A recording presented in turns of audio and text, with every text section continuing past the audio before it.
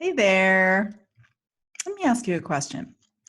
How often do you tell yourself that you have to do something? The answer to that question can be a very quick way to determine the quality of your life. Because if you're spending a lot of your thoughts telling yourself that you have to do something, you actually are running an internal system of oppression.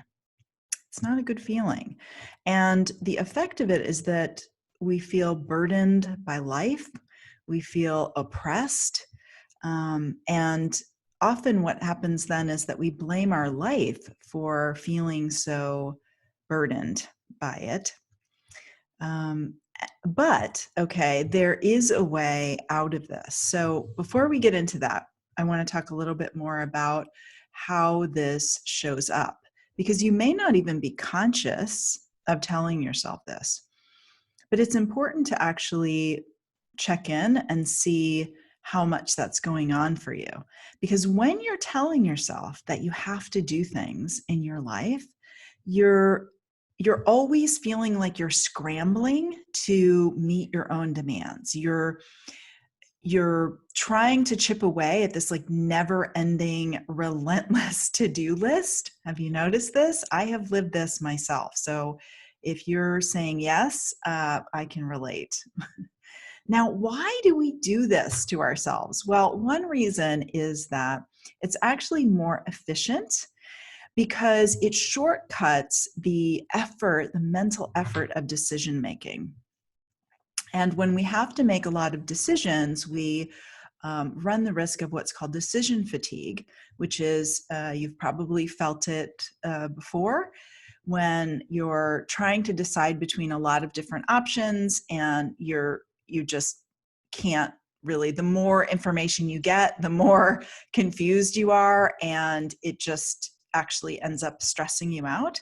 So this is a way of actually removing options and telling ourselves, well, there aren't any options. This is what I have to do. So it's actually quite efficient from a cognitive perspective.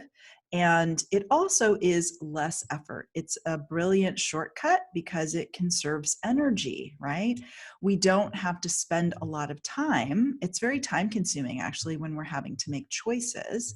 Have you noticed that if you have something on your grocery list, let's say toothpaste, and you get to the toothpaste aisle and there's 50 different kinds of toothpaste, and you're trying to figure out, well, so which one do I need, right? You're standing there for however long trying to decide on a toothpaste. So when we tell ourselves that we have to do something, it does create the shortcut, and it does actually make us more efficient. So it's not that it's a bad thing. It's just that it becomes a problem when we actually forget. We get so good at relying on it that we forget that we have choice. That is where it becomes a problem. So being able to recognize that we actually do have choice, and that in fact there's very few things, maybe on one hand, that we actually have to do, right? In our human lives, we have to eat to survive, we generally need shelter, but we tell ourselves that we have to do things all day long. And this again can lead to some burdening emotional and psychological effects that are quite negative.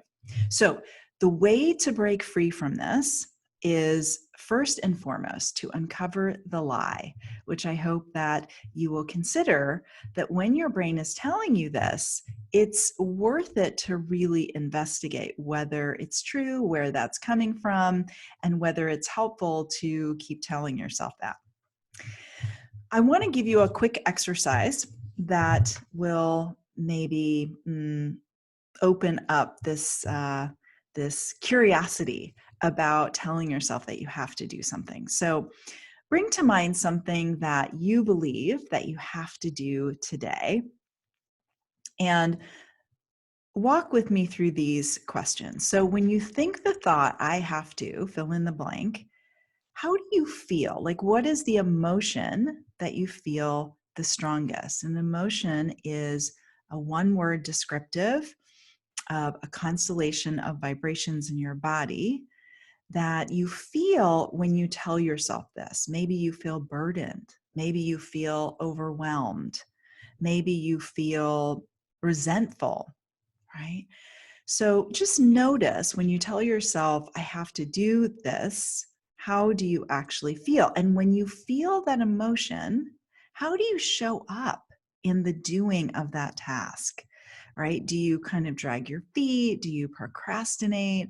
Do you notice your mind thinking about when you want to be done with it, or wishing that you didn't have to do it, that sort of thing? Just notice, right, how you show up in the doing of that task. And then kind of ask yourself, well, what is this actually creating for me when I'm showing up in things that I tell myself I have to do and I'm feeling this way, right? What is the result of that? Is that creating the life that I want? Is that creating a result that I like? Because recognizing that this isn't something you have to keep telling yourself that you have to do, that there are actually options. Now, I want you to notice this. This is the second part of this exercise. When you shift that original statement to I want to. So instead of telling yourself I have to do this, try on the thought I want to do this.